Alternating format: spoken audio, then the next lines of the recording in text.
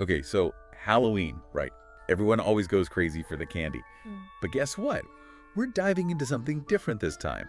Something just as interesting. Bread. Bread. Bread. Yeah, bread. Oh, You yeah. sent over all this info about Halloween bread traditions from around the world, and honestly, I was blown away.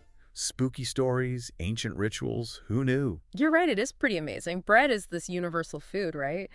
But it's so cool how it's woven into all these different traditions, especially around Halloween. It really makes you think. I mean, we usually just grab a candy bar and go, but there's this whole other layer of symbolism going on. Totally. It's like bread becomes this link between the tangible and intangible, the living and, well, the departed. And you've got some great examples lined up for us to unpack today, like pan de muerto, soul cakes, barmbrack, each one with its own unique story. Absolutely. And speaking of fascinating stories, let's start with one that caught my eye, Pan de Muerto. I actually tried this for the first time Oh, recently. yeah. What did you think? The texture is amazing, slightly sweet with this hint of orange, but I had no idea about the meaning behind it at the time. Well, it's definitely more than just a sweet treat. In Mexico, Pan de Muerto is a huge part of Dia de los Muertos, or Day of the Dead. And it's not about mourning, it's about celebrating life and remembering loved ones who've passed on. Right, and I've seen those beautiful ofrendas, those altars decorated with food and flowers with Pan de Muerto right in the center. So is that connected to honoring loved ones? Exactly. The bread itself represents this whole cycle of life, death, and rebirth. So that round shape you mentioned, that's the circle of life. And those Mhm. decorations, the ones that kind of look like bones, those actually symbolize our ancestors and the continuity of life. So it's not meant to be morbid or anything, it's about remembrance, celebrating the lives of those who came before us. Precisely. And get this, families will place pan de muerto on their ofrendas for the departed because they believe that the spirits can actually take in the essence of the bread. Really? Yeah, the belief is that during Dia de los Muertos, that veil between the physical world and the spirit world, it gets thinner. So this kind of interaction is possible. Okay, now that does give me chills, Uh, but in a good way. It's yeah. like this really beautiful blend of the physical offering of food, but also this deep spiritual connection. Exactly. And even the ingredients themselves play a part. You mentioned a hint of orange, right? Yeah, it was subtle, but definitely there. So that citrusy zest, along with anise, creates this really warm and comforting aroma. It's Mhm. meant to entice the spirits, make them feel welcome. That's amazing. Like baking love and remembrance right into the dough. It's actually making me want to grab a cup of Mexican hot chocolate and experience this tradition firsthand. I'm telling you. But speaking of time-honored customs, we have to talk about soul cakes. These are like the original trick-or-treating, right? You could say that. Imagine this. You're walking down a dark, muddy lane in, say, medieval England. Okay, I'm picturing it. It's All Hallows Eve, the night before All Saints' Day, and you've got children going door to door, but instead of yelling trick or treat, Hmm. they're singing songs. Singing for their supper, huh? In a way. But these songs, they're in exchange for small, spiced cakes called soul cakes. So instead of a sugary bribe, it's more like sing for your supper and pray for our dead. Exactly. It was a transaction rooted in the medieval belief in purgatory, this in-between state after death, where souls went to atone for their sins. People would give out these soul cakes and offer food to the poor, and in return, prayers. Wow, food is this conduit for spiritual practice. That's a common thread here. Were soul cakes as elaborate as pan de muerto? Simpler for sure, but no less important. Think small, round cakes made with basic ingredients: flour, butter, sugar. But there's this key ingredient that elevates their meaning: spices. Okay, got to be cinnamon and nutmeg, right? What's autumn without them? You know it.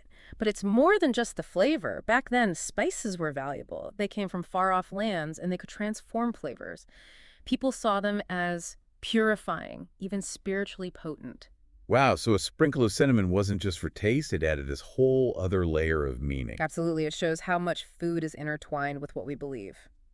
And speaking of beliefs, you ready to dive into a bread steeped in folklore and fortune-telling? Hit me with the Barmbrack. I'm ready for some spooky mystery. All right, so for this one, we're heading over to Ireland. Barmbrack. Traditional fruitcake, but it's got this whole other layer to it, deeply connected to Samhain. Samhain. Now, there's a word that just screams Halloween. Right. End of the harvest season. Days are getting shorter, nights longer. It's that time when, back in the day, people believed the veil between the worlds was at its thinnest. Ooh, spooky. Okay, I'm getting chills. So where does the bread come in? Well, in Celtic tradition, barmbrack wasn't just food. It was like this tool for divination, a way to get a glimpse into the future, especially on a night like Samhain with that thin veil and all. Hold up, are you saying this bread could tell your fortune? You got it. Picture it. You're with family and friends. It's a chilly Samhain night. Fire's going, and someone brings out this fresh barmbrack. Smells incredible, all warm and spicy. But here's the thing. Hidden inside are these little tokens. Each one means something different. Okay, that's brilliant. Like edible mystery prizes? What kind of tokens are we talking about? Well, traditionally, you'd have a ring, right? Symbolizes marriage, good luck. Find that in your slice. You're in for a good year. Then there's the coin, representing wealth and prosperity. Of course, not all of them were good omens. A piece of cloth, for example, that could mean bad luck, maybe even poverty. And a pea. Well, that meant no wedding bells for you anytime soon. Oh man, the pressure. Can you imagine taking that first bite, hoping for the ring, dreading that piece of cloth? Right, it's so Samhain, This mix of fun and mystery, celebrating the harvest, but also acknowledging things are about to get a bit darker. And speaking of the harvest, Barmbrack's ingredients really tap into that. It's this dense loaf packed with dried fruits, Yeah. raisins, currants, all representing that abundance. Okay, now I'm starving. It sounds like the best parts of bread and cake had a baby. It really is a celebration of autumn flavors. And there's this tradition of soaking the fruit in tea before putting it in the dough. It adds this whole other level of moisture and this subtle, earthy flavor. You know what? You've got me rethinking my whole Halloween plan. Forget store-bought candy. I'm going full-on homemade barmbrack, fire in the fireplace, maybe some spooky stories to set the mood. Now you're getting it. It's such a great way to share those traditions, bake it together, talk about the charms, maybe even come up with your own meanings. Love it. You know, we've gone from sweetbreads for loved ones in Mexico to songs for soul cakes, and now fortune-telling bread in Ireland. It's amazing how bread, something so simple, can hold so much tradition and belief. It really goes to show you how central bread is to us. It's the staff of life, literally. But it can also be this bridge to something bigger, something more mysterious. Speaking of which, all this talk about good fortune has me thinking about the flip side, the spooky side of bread, the kind of stories that make your hair stand on end. Oh, absolutely. Yeah. Bread has its place in folklore, for sure. And it's not always happy celebrations. I remember hearing about people etching crosses into bread to ward off evil spirits, if I remember correctly. Always found that both creepy and fascinating was the story there. Yeah. And you know what gets me? It's like, why bread? I know, right? But it makes sense when you think about it. Bread was life back then, literally. If your bread was good, you were good. Exactly. So messing with someone's bread, that was serious stuff. It's no wonder people wanted to protect it. And what better way than with a symbol of protection, a cross right there on that loaf. Right, like a little edible shield. Exactly. And this idea of using bread as protection, it went beyond just warding off evil, too. There are all these stories about appeasing spirits with bread. Like in rural England, people would leave a loaf out on Halloween night. Really? What for? It was an offering for wandering ghosts. Keep the peace. Don't haunt my house. Here's some bread. Wow, so bread was like this bridge between the living and the dead. It really was. And it wasn't just individuals doing this either. There's this crazy story from 16th century France. A whole village was preparing for battle. And what did they do? Baked bread.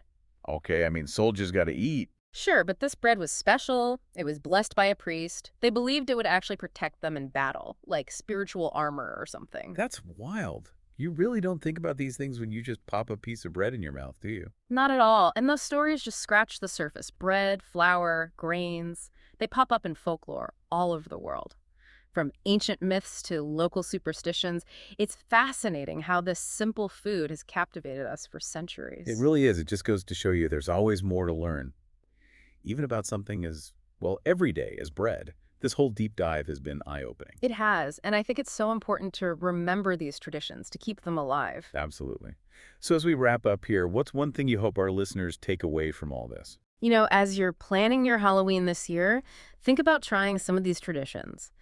Bake some pan de muerto to share with friends and family, tell the story of soul cakes, maybe even try your hand at a barmbrack with all those hidden charms. I love that. It's like bringing a little bit of history and mystery to your Halloween. Exactly. Have fun with it, Be creative and keep that curiosity alive.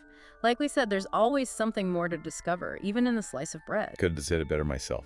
A huge thanks to you for joining us on this deliciously insightful deep dive.